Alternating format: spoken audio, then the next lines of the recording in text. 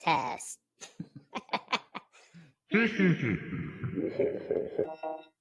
Welcome to hell. I don't think mine does it, but yours does. Why does yours do it? Dude, I already hate my own voice. It's weird.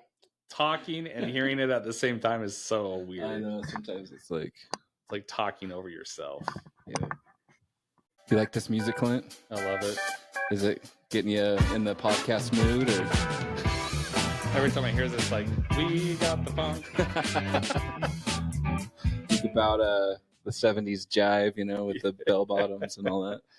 So, Clint, we're awesome. So happy to have you on today on the podcast. What's your official title? President? Is it the I go back VP and of? It's funny. It's funny when you name your own title. So, it's like the hardest part of owning a business is naming it. Yeah, there's like a little bit closer. There's like so much that goes into naming, your business, and it's like your title, and sometimes you can get analysis, or what do they say, paralysis by analysis. You think too much about stuff, and you're really not stuff that's really not that important. But I think it's funny when people get caught up in titles.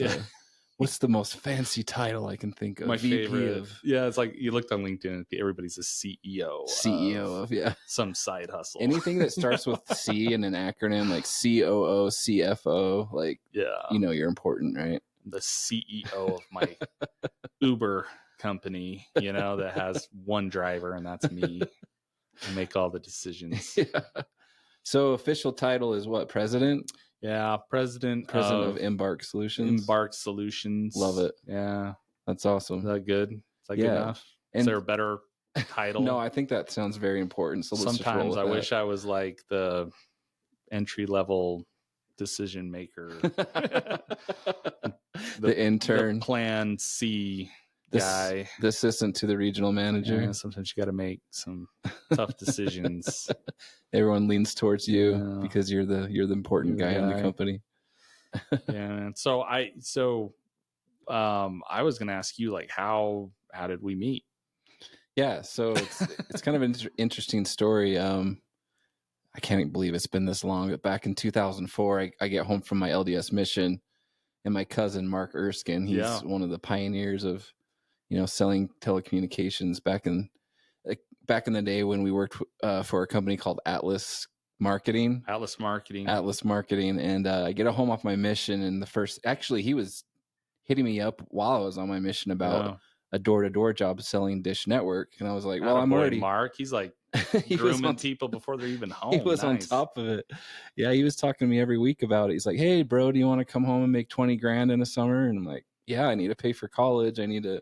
Is that how he wrote you in the letter to say, hey bro? Yeah. Hey bro. He was already shaving his legs, wearing K-Swiss shoes, and he was getting into the door-to-door scene. But I'm like, yeah, I mean, Mark was one of my mentors growing up. We were best friend cousins growing up, only lived like a mile apart. And I'm like, yeah, I'll go out with you for a summer, and let's go kill it and make a lot of money. And that's ever since I got in with Mark back in, I can't believe it's been 20 years, back in 2004. That's when I started, and I was one of the top rookies that year. I had a great summer. I made I think I did make 20 grand, like exactly what he told me I would make. Oh, really? Cool. So it worked out. It's surprising. Nice. And I bought a brand new Honda Civic. It was a red Honda Civic. And I just thought I was the cat's pajamas, Yeah. I got a new girlfriend, and life was going great. I'm like, why would I ever want to stop doing this? Yeah. And then here I am 20 years later, still in the industry. But how we met, I think it was the next summer. Was it 2005 that you got your start with Atlas Marketing? I started in the fall of 2005. Okay. Yep. It actually was the second company door-to-door company that I had signed up with, though. Oh, so this wasn't your first go around. Yeah. Okay. I signed up with a pest control company. Oh. What was the name of it? It's no longer around, but it was a big one at the time. Yeah. Eclipse Marketing. Eclipse. Okay. Yeah. And they sold pest control, and I got invited by somebody I didn't even really know that well, you know, calls me. All of a sudden we're best friends, and hey man, come get some free pizza. And I ended up like, it's kind of funny because I showed up at the little presentation, which by the way was spectacular. They had this guy that had spiky hair, and he pulled out of his pocket his BMW keys, you know. Ching, ching, and ching, I was like, man, they had this cool slideshow presentation. I was like, I wasn't even considering it. I just wanted free pizza, you know, college kid. And all of a sudden they ended up saying, hey, at the end of this, if you're interested, we're going to be doing interviews. Right. Yeah. So they had 3 or 4 interviewers go around the little hotel lobby, and you got your station, and I took an interview, and guess what? I got hired, baby. Wow. And they said that was the best interview that they had ever heard. I'm not kidding. That's what they said. They go, that was the best interview I've ever had.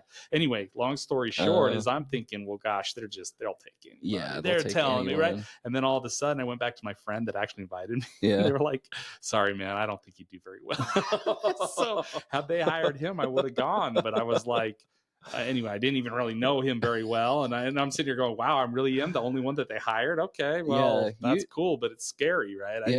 Usually in door to door, what they say is just throw them against the wall and see if they stick. And if they do, awesome. If not, no big deal. Move on to the next recruit, you know, or whatever, man. But anyway, they had it all dialed in. Anyway, I ended up, they gave me, that's funny. We signed up that night and they handed me $100 bill. Wow. Sign-on bonus. That's huge. Yeah. So they gave me $100 bill sign-on bonus, and I put that, I don't think I'd ever seen $100 bill at that point in my life. Like, wow, Benjamin. Dude, I put that in my coat pocket with the zipper up so it didn't fall out. I walked around with that thing for like 2 weeks. Would you show people? Like, no, hey, no, dude, I didn't tell anybody. I didn't want anybody to steal it. Right. So anyway, I ended up calling him, you know, because I'm an honest dude. I called my manager that they assigned me to, and I said, hey, I don't think I'm going to go out this summer. I got this $100 bill. I'd like to give it back. Anyway, now I'm thinking this through hindsight, and he goes, great, I'll be on campus, and, you know, meet me at the hub, you know, the place where you go eat at Utah State University. And anyway, I met him there. And I gave him the $100 bill, and he put it in his pocket. He's okay. Yeah, you're good. Don't worry about it. And now I'm thinking about it is that guy didn't give it back to the company. He totally pocketed it. I don't think they ever wanted it back. I think it was just kind of a write-off anyway. So that's anyway, funny. Whatever. Awesome. And then how did you get introduced to Atlas Marketing? So I was actually going through the flight program at Utah State University. Okay. And Delta Airlines had just declared bankruptcy. Right? Oh, okay. And so I was looking at, you know, at the time I thought it was a lot of money in school fees, you know, going through a pilot program. Yeah. And, you know, I was worried that I wouldn't get a job right out of college. So anyway, I was pretty open to stuff. I was working with a company doing stock trading. They taught people. Okay. It was coaching on like options trading is what it was. Okay. I wasn't loving life. And my roommate was going to be the manager for Atlas Marketing selling Dish Network. You know, and at the time we sold Dish and Direct, both of them. And he built this, he'd never sold before, but he built this office, and it was coming along. And anyway, long story short, right before the summer started, you know, I've told this story before, but I remember calling him. This is a guy that I talked to like probably 20 times every day. Right? Yeah. You know what I mean? Like, what's real casual. What's his name? Dewey. You remember Dewey? Dewey. Okay. I remember him. He was so much fun. Anyway, so he called me, and he was like, I go, hey man, tell me more about this door-to-door thing you're going to do. Cause he was never sold before, but he was going to be the manager. Yeah. And he's like, well, you know, if you want to come, we only have 2 beds left. so he's like, you probably better sign up today, or you're going to lose your bed. You're going to miss out. And so what do the kids call that nowadays? FOMO. Fear of missing out. Oh, there you go. 16-year-old daughter taught me that. FOMO. Yeah. FOMO. So anyway, I ended up going. We were the top office in the company, and you know, Casey Ball was out there. He's our regional manager, so we got to learn from him. I've known Casey since we played. I remember my first recollection of Casey was like I think he was in 6th grade. I was in 7th grade. We were playing baseball. Yeah, his dad would coach. Sports. It was fun. Anyway. Yeah, Casey's a great guy. Yeah, he's done phenomenal. So anyway, I'm out there. We crushed it that first summer, and I ended up dropping out of college saying, this is what I want to do. I was just good at it. Yeah. And I enjoyed it. Yeah. And it was exciting. And it was just like you said, you know, I come home and ended up buying a Mercedes. Yeah. You know, thinking I was super cool, and I didn't have a job. All my friends at, you know, back at school, class got out and they had to go wait tables and whatever. And I did, and I had plenty of money in the bank, and I was building, another office to manage my first summer, after my first summer, I was going to manage, first summer managing.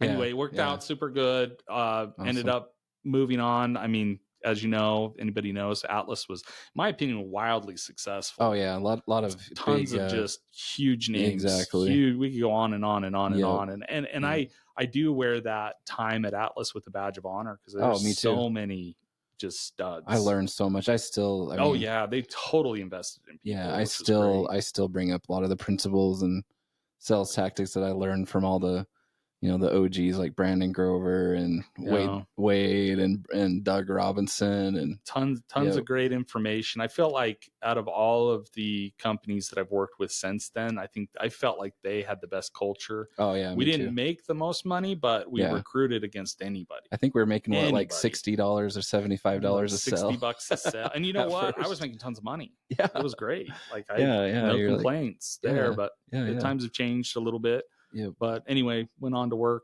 with a behemoth in the industry, selling home security. Okay. And, dabbled in solar a little bit. I've sold all sorts of different products door to door. My favorite is fiber. My favorite is internet. Why would you say it's your favorite out of all the products you've sold? I think a lot of the products that I've sold were a little bit more like a luxury, where fiber is a little bit more of a utility for the home, but people love talking about it. And nobody can get it fast enough. Nobody can get it cheap enough. And I think it's the happy medium in the industry. I think, if you're new to door, it may be a little intimidating or hard to break into solar, just because, yes, it pays phenomenal if you're good at it, but there's a learning curve. Oh yeah. And on top of that, like, to build an office and to recruit people to do the same thing you're doing, even if you're doing it at a high level, that's another skill set. Oh yeah. I think with fiber, you can take somebody right out of high school, give them a badge and a shirt and 30 minutes of training, and they'll actually start making money that day. Yeah. All they need to know is how much does it cost and what's the speed, and then a few sales tactics, and that's about it, right? Yeah. And if your heart so desires and you want to, grow an office in the industry, it's very feasible. I know several people that work with us here at Embarc Solutions that are, they're very, very young. Yeah. And it's cool because when we found them, they were, bright-eyed, bushy-tailed, right out of college, worried about Pokemon cards or whatever the kids are into these days. And now, like, I'm getting text messages saying, hey, tell me about a Roth IRA, and tell me about this and that. And it's pretty fulfilling to take somebody who's, their circumstances are, pretty meager, or, they may be behind the 8 ball, so to speak. And then within a matter of months, their whole world has changed. And I love it. Awesome. Yeah. It's so fun to see these youngsters like create their own business within the organization. Yeah. They recruit their buddies before they know it. They're a manager or regional, and then they're making 6 figures. Even some of them will make $1 million just by building their own business within the organization. Yeah. So. It's certainly possible. I mean, before we get to $1 million, it's certainly possible, but I mean, some of them, even to make 70,000 a year. Oh yeah.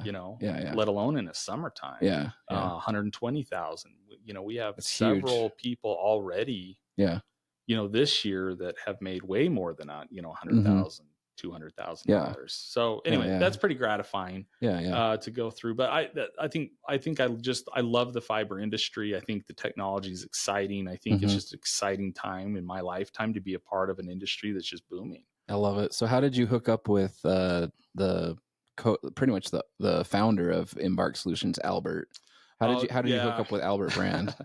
Yeah. So that is kind of funny. So we were working for a company called Vivint Wireless, right? So it was like a kind of a company within a company, and Vivint Wireless was internet service. It wasn't their traditional smart home. Yeah. And whenever other people were running away from it because it was so new and it was really raw, I ran to it. I was excited about it, mainly because of my background with Atlas, selling telecom. Yep. And so anyway, I was asked to give him a ride, down to El Paso, where we were selling, from Utah to El Paso. And that's when I met him. And,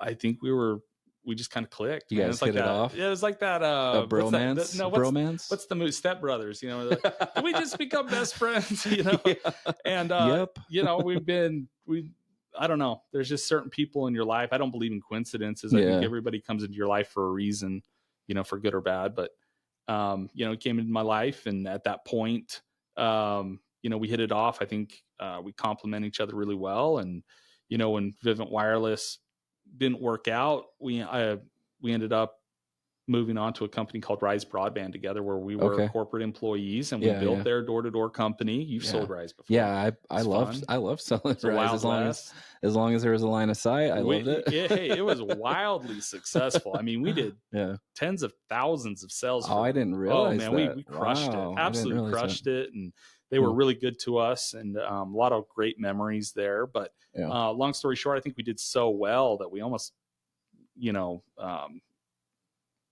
what's the word? Terminated our own job, just because, everybody above us got headhunted, and they all went off to be, executives at different fiber companies, which was at the time, I wasn't super pumped on that because the brand was breaking up, but then at the same time, like, it opened up the doors for us to have really lasting relationships within the industry and so many different opportunities that otherwise I don't think we would have had. But everybody just knew that we were trustworthy, and we worked hard, and we delivered.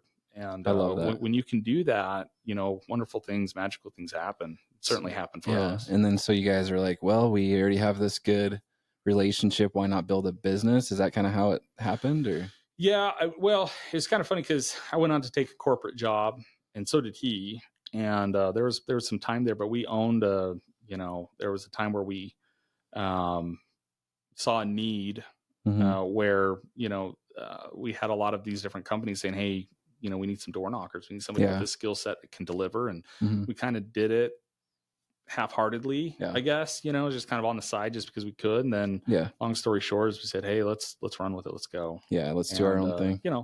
A lot of bootstrapping, a lot of sleepless nights, a lot of, it's not easy. There's a lot of obstacles that can get in your way. Luckily we feel like an advantage over everyone just because of the deep rooted relationships that we had, and the knowledge, and certainly paid the price of tuition learning the industry. Yeah. And as a result of that, here we are, now in Pleasant Grove, Utah, in a building that we've already outgrown. Yeah. We've been here like 2 or 3 months. We got too many cubicles. Now we're like, okay, how about the 3rd floor? What about the 5th? What's the 5th guy? Is it bigger? We need at least another 3,000 square feet.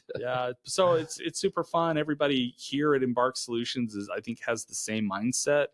I can honestly say we've just knocked it out of the park with hiring people. I agree. Like, it's like one massive name after another. Everyone here is delivered. So, yourself included. You were a big name at Atlas Marketing. Everybody knew you for 2 things. One was just loving slaying Dish Network, just selling it like crazy. The other one is karaoke. So. Every year, I mean, at the end of the year, there'd be a big company banquet, and they would announce all the people that won the trip or the cruise or whatever, and that was the time to celebrate, to get up in front of everyone.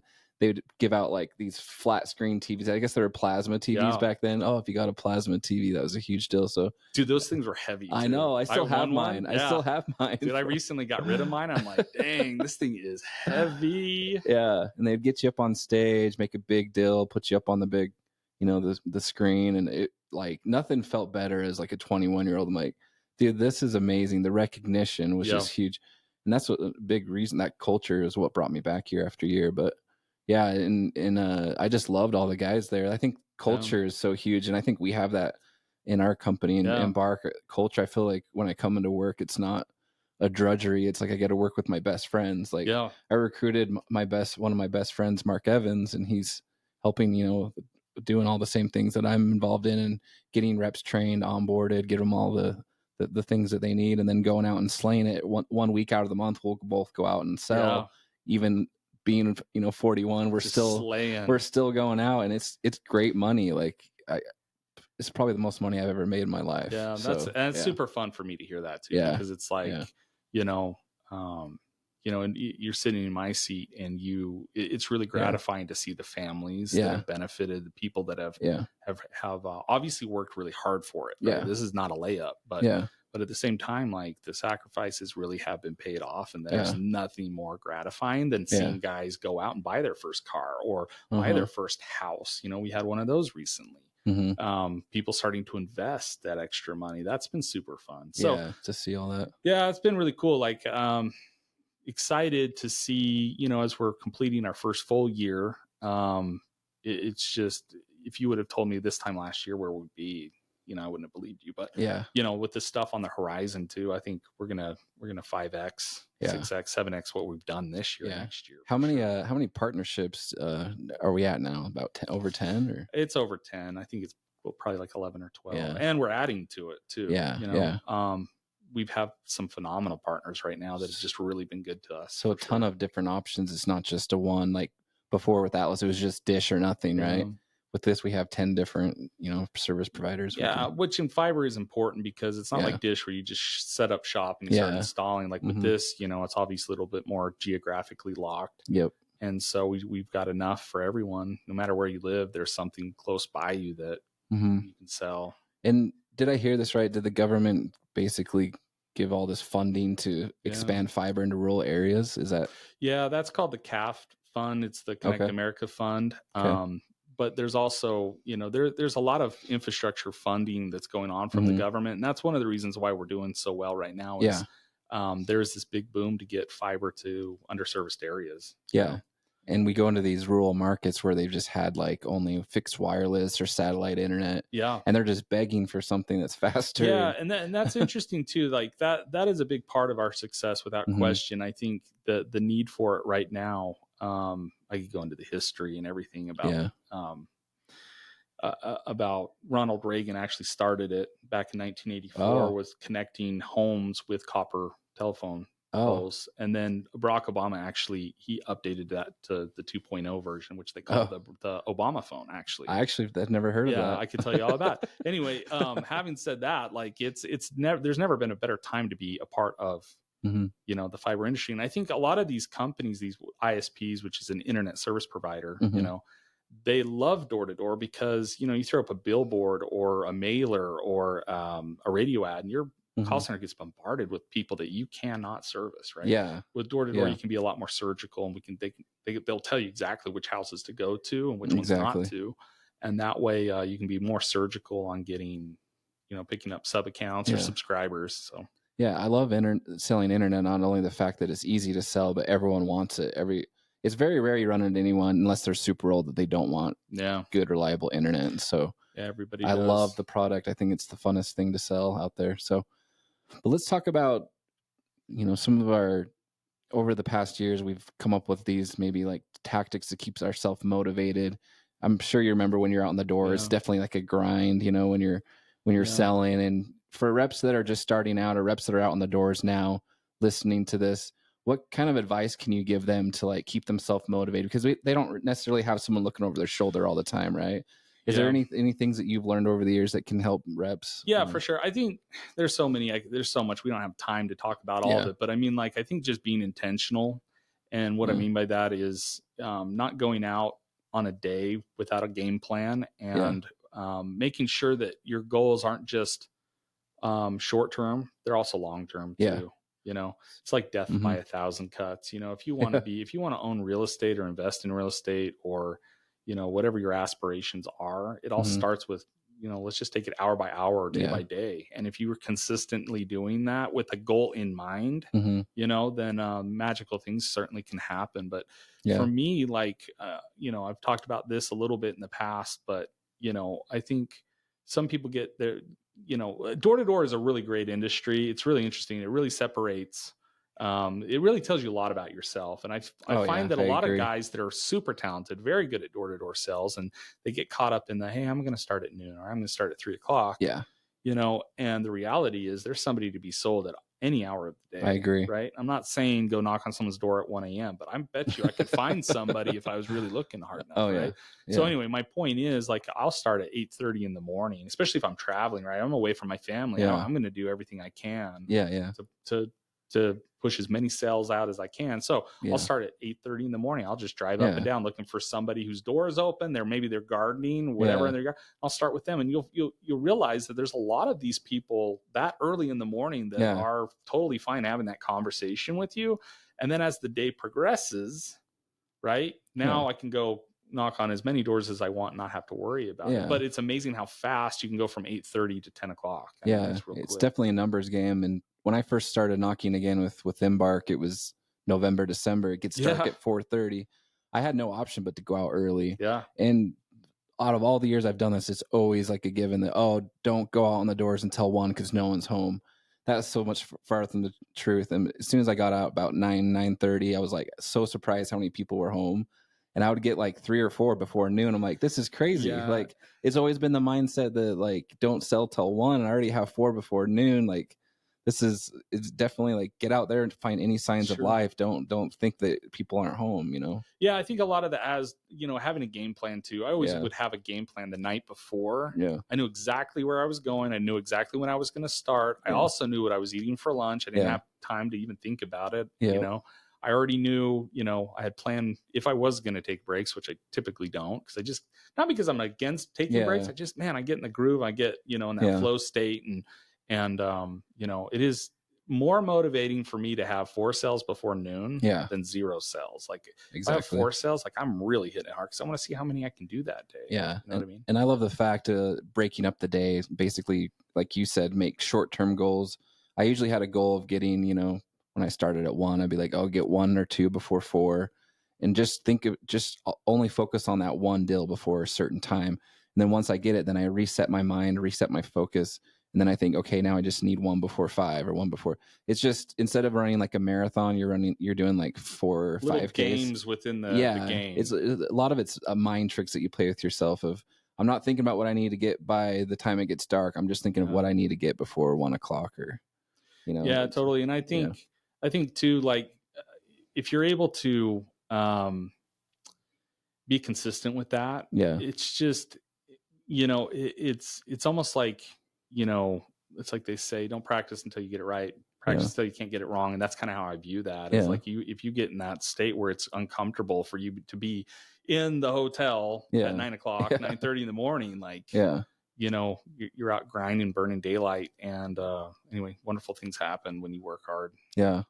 Any other little tricks you use while you're out on the doors to keep yourself motivated, like competitions, any? Yeah, I am big. I think it's like you said, money motivates you only so far, but I think the recognition goes a lot further for me. And I think for most people resonate with that too. Yeah. I always like to find somebody who's out working too. So I've got a shoulder to cry on. Yeah. I got somebody to give a high five to and somebody to compete against, And when I hear that Jared Dyer's out, maybe in another state, and he's got 3 already, I'm like, I'm already at 2. Let's go. Yeah. We'd always set up group texts, and every time we got a sell, we'd text the group, got 1, got 2. And like you said, anytime I saw a rep that had 3 and I'm like sitting at 0-1, I'm like, it just fueled like a fire inside me. I'm like, there's no way I'm going to let this guy beat me. And just the spirit of competition, even if it's like you put something on the line, like there'd be times where I'd call out a guy and be like, okay, today we're going to put dinner on the line, or even something small as like a drink or something. Just the fact that you don't want to have to lose and pay up, it's a big motivator. So what's group text, dude, what's the best incentive you've ever won?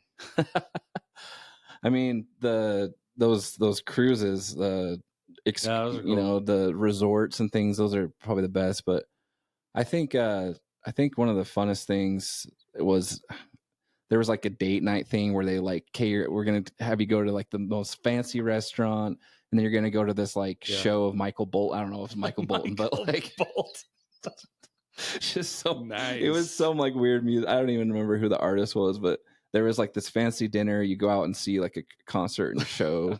And then there was like a hotel room, of like, you take your missus to, it was like a romantic like date, I don't know what it was, but I'm sorry. I was like, Michael Bolton, and where did that come from? What is Michael Bolton? Is he the guy that goes, when a man loves a woman? Is that him? All I know is he plays a flute and he has long hair. And no, he's dude, balding. No, he doesn't. No, you're thinking of Yanni. Oh, Michael Bolton. Someone that was romantic. I can't remember, but that wasn't necessarily my favorite, but it was a fun one, But what about you? Any? Well, I'll give you my most memorable. Okay. So one year I was crushing it, like just every day I was coming home with 5, 6, 7 sales every day, every single day, every day. Just consistent. Yeah. And, but I had this weird thing that whenever there was a competition, I would never win it. And I'm like leading everybody. And it was like, I'd never win, never. And so it was almost hysterical how like they'd actually do a really fun or cool incentive. And that would be the day that I just didn't do well. Right. Yeah. Weird. And some random guy would win. And I'm like, what the heck? I've been more consistent. I've worked harder anyway. Anyway, they were doing this competition. It was actually so you make a sale, and I think it was like a Saturday, and you'd call into the call center because at the time we had to call in and do like a claims call. Yeah, I remember those days. What do they call it? A confirmation call or welcome call or you'd something. Call, anyway. Yeah, welcome call to get a claim ID is what something. So like that. They had one of the executives in the call center, and if you called in, is actually Jeff Mendez. That's who it was. Oh, Jeff. Jeff was in the call center, and if you got him on the line, he'd tell you what you won. Right? Oh, okay. So anyway, I call in, and I was random. I don't know if it was random or what, I don't know how they picked it, but he's like, "Hey, man, this is Jeff Mendez." Or I'm thinking about this. It's like, "Hey, this is Jeff," and he's like, "Congratulations." I don't know if he's pulling it from a hat, or I don't even know how they decided. He goes, "You just won a Nerf football." A Nerf football. I was like, "Dude, a freaking Nerf football! Awesome!" It's from the dollar store, and too. By the way, Jeff, if you're listening, I never got that Nerf football. So, he owes up. Yeah, never got it. Oh, Jeff, I have a lot of completely forgot about my Nerf football. Anyway, that's the most memorable. I mean, sometimes just those little small things can create a lot of motivation for reps. I remember also I would have like a vision board. Yeah, I pretty much print out like all these things I wanted to earn. Like if it was like a earphones, or if it was like a new iPad or whatever, I'd put the things I want, I'd print it out, and every day I'd put it on a mirror and I'd look at it and be like, okay, this is going to be my motivator because I want to hit sell so I can earn these things. And a lot of it was like temporal things, but some of it was like just like school, like how it can change your life. So I'd put like, tuition of I'd put the college I want to go to and just be like, sweet, I'm going to pay off all my college debt. And it's going to change. What was the college you want to go to? BYU? Well, I first went to Salt Lake Community College and got my associates there. And then I went to Texas State University. Texas State. You're the only person I've ever met that's gone to Texas State. Really? Yeah. I know it was a party school. San Marcos, right? Texas? Yeah, party school. Yeah, I've been there. Yeah, there's a river that goes right through campus, and all the I have a really students funny would float story. The river. Very memorable story. I have to tell you. Off air. Another time. It was so funny. We'll create a cliffhanger for the next episode. Cliffhanger, dude. It's a good one though. Yeah, Texas State. Funny. It was definitely the party school of Texas, but it was good times. They got a pretty good football team now. Yeah, they beat Rice in the last football bowl game. I can't remember. I think it was like the Liberty Bowl or something like that. I don't even know if it was Liberty Bowl. Something like some like bowl game that most people haven't heard of, but. Yeah. Anyway, but so awesome. Any other things that you can throw out there for reps to keep themselves motivated or focused? A lot of exciting things. I think everybody at this point that's in fiber knows who we are, and they know where to find us. We have a couple of buildings throughout the nation. We'll be adding more here soon. Awesome. But we're located in Pleasant Grove, Utah, in the Pura building right off I-15, and come stop in. Check out what we have going on. We have a lot of really cool stuff that's on the horizon that we're going to be announcing soon. But we're just excited to be here and excited to be partnered with so many, wonderful organizations and people. Yep. We have an opportunity for anyone, no matter where you live. We have an opportunity for you anywhere in the United States. Yeah. I mean, it seems like we're in almost every state there is. Yeah. And if not, somewhere nearby that we can make sure we get you leads and get you successful at doing this job. So yeah. Awesome. Well, it was a pleasure having you on, Clint, and we're excited for the future. Yeah, absolutely. I'm excited for this podcast. It's gonna evolve over time. Yeah, we're gonna have a little bit. Eventually, we'll have like strobe lights, neon lights, maybe some fun backdrop with like grass or. Wasn't there some backdrop that you're talking about that had grass on it? Yeah, there was. We'll get to that point. We're not there yet. Yeah, eventually. So, all right. Appreciate it, Clint. All right. Thanks. See you.